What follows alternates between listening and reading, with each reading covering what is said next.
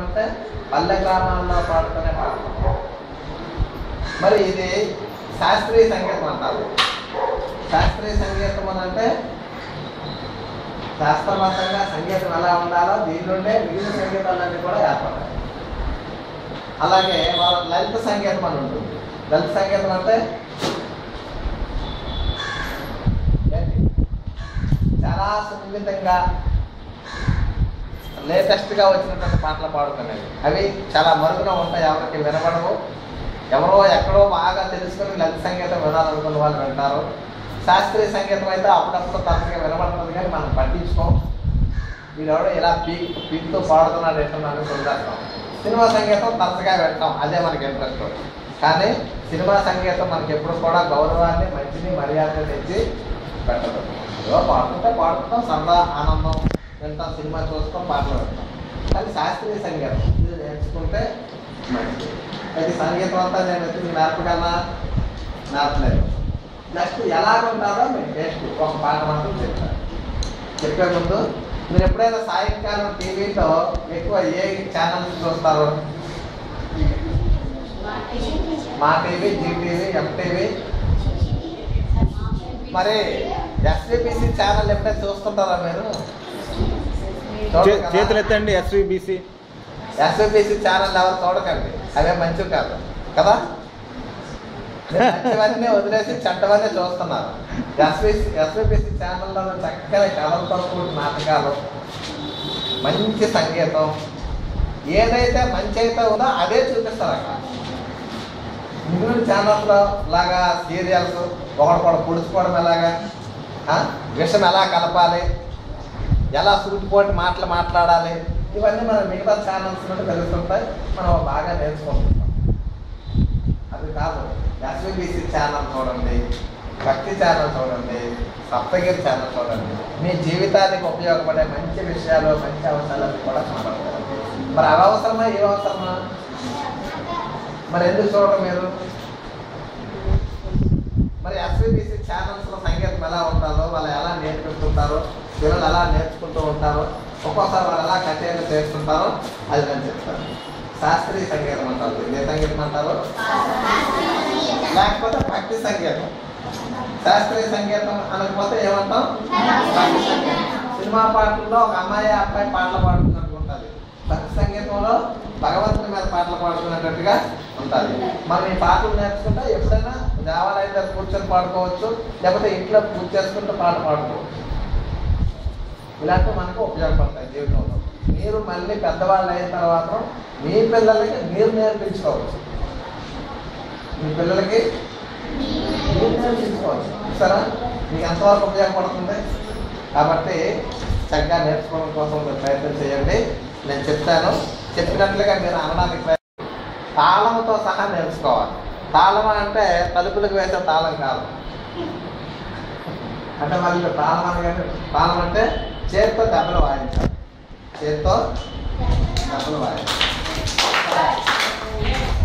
చెప్తుంది చేయండి, చెప్పిన తర్వాత చేయండి. మీ అంతటా మీరు చేయొద్దు సార్, చెప్తున్నారు, ఇది అర్థం చేసుకుని చేయమన్నప్పుడు చేయండి. అయితే చేతితో తాళం వేసేటప్పుడు సంగీతంలో మనమైతే చూడటం, మన స్కూల్కి వెళ్ళిన తర్వాత పలకా బలం మీద వాళ్ళు ఎలా నేర్పిస్తారు. సంగీతం కూడా ఆళ్ళు నేర్చుకోవాల్సిన సబ్జెక్టే. అంటే దీనిలో ఆలు ఉండవు, దీనికి తాళాలు ఉంటాయి, సరిగమలు ఉంటాయి. ఏంటుంటాయి? తాళాల్లో మొట్టమొదటిగా మనం అక్షరాలు నేర్చుకున్నప్పుడు ఏం నేర్చుకుంటున్నాము? ఆ నేర్చుకుంటున్నాం. అలాగే తాళాలు నేర్చుకునేటప్పుడు మొట్టమొదటిగా ఆది తాళం నేర్చుకోవాలి. ఏ తాళం నేర్చుకోవాలి? ఆది తాళం వేయడం చాలా కష్టం. జాగ్రత్తగా వింటే కానీ నేను చేయలేదు. నేను ఒక 10 నిమిషాలు టైం ఇస్తాను, ప్రాక్టీస్ ఇక్కడే టైం ఇస్తాను, ఆ టైంలో నేను ప్రాక్టీస్ చేస్తాను. ఆది తాళం వేయడం అంటే మొత్తం 8 దెబ్బలు వాయించాలి. 8 దెబ్బలు 8 రకాలుగా ఉంటాయి. ఒక ఎడం చేయి ఎలా పెట్టుకుంటాం, దాని మీద కుడి చేత్తో వాయిస్తాం. చెప్తారు, ఇప్పుడు చెప్తారు, మీరు వినండి, అంతా వింటూ ఉన్నాను. వాయించేటప్పుడు ఒక దెబ్బ కొట్టి 3 వేలు లెక్క పెడతాం. మొత్తం ఎన్ని దెబ్బలైనాయి? దెబ్బ కొట్టి 3 వేలు లెక్క పెడతాం. మొత్తం ఎన్ని దెబ్బలైనాయి? ఇలా ఈ 4 దెబ్బల్ని లఘువు అంటారు. 4 దెబ్బల్ని లఘువు అంటారు. సరే, లఘువు అన్న మాట మీకు అనవసరం, 4 దెబ్బలు వాయించడం మాత్రం మీకు అవసరం. దెబ్బ కొట్టి 3 దెబ్బలు కొడితే 3000 లెక్క పెడితే మొత్తం 4 దెబ్బలు. తర్వాత మళ్ళీ దెబ్బ కొట్టి తిరిగి వేస్తే దీన్ని ధృతము అంటారు. ఇవి 2 దెబ్బలు. మళ్ళీ దెబ్బ కొట్టి తిరిగి వేస్తే మళ్ళీ ధృతం అంటారు. అలాంటి 2 ధృతాలకి 4 దెబ్బలు. దెబ్బ కొట్టి 1000 లెక్క పెట్టే దెబ్బలు 4, 2 ధృతాలు 4. టోటల్ ఎంత? ఈ 8 దెబ్బలు కలిసి ఒక లైన్. 8 దెబ్బలు కలిసి ఒక లైన్. ఉదాహరణ చూడండి, ఉప్పు కప్పు రంగు ఒక్క పోలిక నుండు, అది ఒక లైన్ పద్యంలో. ఆ పక్కన మరో అక్షరం చేర్చకూడదు. ఉప్పు కప్పు రంగు ఒక్క పోలిక నుండు చూడచూడవచ్చు. ఆ పక్కన రాయొచ్చా? రాయకుండా ఎక్కడ రాయాలి? కింద రాయాలి. పక్కన ప్లేస్ ఉంటుంది కదా, రాసేవచ్చు కదా. ఎందుకు రాయను? లైన్ అంతే, అది ఒక అయిపోయింది లైన్. నీవు ఎక్కడికి వెళ్తావు? తిన్నగా క్లాస్ రూమ్కి పెట్టిన తర్వాత మీ ఇంటికి వెళ్తావు, పక్కింటికి వెళ్ళావు కదా, అంతే. దేనికి ఏదైతే స్థిరంగా ఉంటుందో అంతే. అందుకోసం ఇది కూడా ఒక లైన్. ఈ లైన్ మొదలు పెడదామైతే 8 దెబ్బలు ఒక లైన్. అలాగే ప్రతిసారి వేస్తే అదే లైన్ అలాగే వస్తూ ఉండాలి, రొటేట్గా తిరుగుతూ ఉండాలి. ఒకసారి నేను వేస్తాను చూడండి. 1 2 3 4 5 6 7 8. దెబ్బ కొట్టి వేడి ఇంటి పక్కన లెక్క పెట్టాను. చిటికి వేయని, ఉంగరం వేయని, మధ్య వేయని. ఒకటి అయిపోయింది, ఒక భాగం అయిపోయింది. 4 దెబ్బలు. ఇది లఘువు భాగం అయిపోయింది.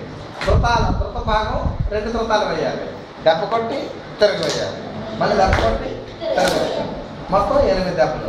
ఈ 8 దెబ్బలు ఈ విధంగా వాయిస్తే దీనికి ఏ తాళం అని చెప్పాను? ఆది తాళం. ఆది అంటే అర్థం ఏంటి? సినిమా పేరు కాదు. ఆది అంటే అర్థం ఏంటి? ఆది అంటే మొదట. ఈ వారాల్లో మొట్టమొదటి దేవారం వస్తుంది. ఆదివారం అంటే మొదటి వారం. అలాగే ఆది అంటే మొదట భావం. ఆది తాళం అంటే మొట్టమొదటిగా నేర్చుకోవాలి. వేస్తారా? వేయండి. నెంబర్ 1. గట్టిగా సౌండ్ రాకూడదు, చాలా స్మూత్గా ఉండాలి. మనం నేర్చుకునే విద్య మొరటగా ఉండకూడదు. 1 2 3 4 5. చప్పుడు రాకూడదు, 6 చప్పుడు రాకూడదు. 8. చిన్న 4 పెట్టిన తర్వాత కొంతమంది ఏం చేస్తారని డైరెక్ట్ తిరగేసేస్తారు. తిరగేయకూడదు. ఫస్ట్ దెబ్బ కొట్టేలాగా మళ్ళీ అక్కడ కొట్టాలి. 1 2 3 4 5 6 7 8. ఇందులో ఏ దెబ్బలు? మొత్తం దెబ్బలు చెప్పండి. మొత్తం దెబ్బలు ఏమేమి చెప్పండి? 1వ దెబ్బ మొత్తం కొడతాం, 2వ దెబ్బ చిటికి వేయాలి, 3వ దెబ్బ, 4వ దెబ్బ, మళ్ళీ 5వ దెబ్బ మొత్తం దెబ్బ. మొదటి దెబ్బ ఎలా కొడతామో 5వ దెబ్బ కూడా మొత్తం దెబ్బ. మళ్ళీ 6వ తిరిగి వేస్తాం, 7వది మొత్తం దెబ్బ, 8వది తిరిగి వేస్తాం. సో లెక్క పెట్టుకుంటే 3 వేడి దెబ్బలు, 1వ దెబ్బ, 5వ దెబ్బ, 7వ దెబ్బ, 3 దెబ్బలు ఒకేలాగా ఉంటాయి. 6వ దెబ్బ, 8వ దెబ్బ తిరిగి వేసుకుంటాం కదా. కొట్టండి. 1 నెమ్మదిగా 2 3 4 5 6 7 8 2. ఆకూడదు, మళ్ళీ 1కి వచ్చేయాలి. మళ్ళీ 1కి వచ్చేయాలి. మీరు బాగా చేస్తున్నారా?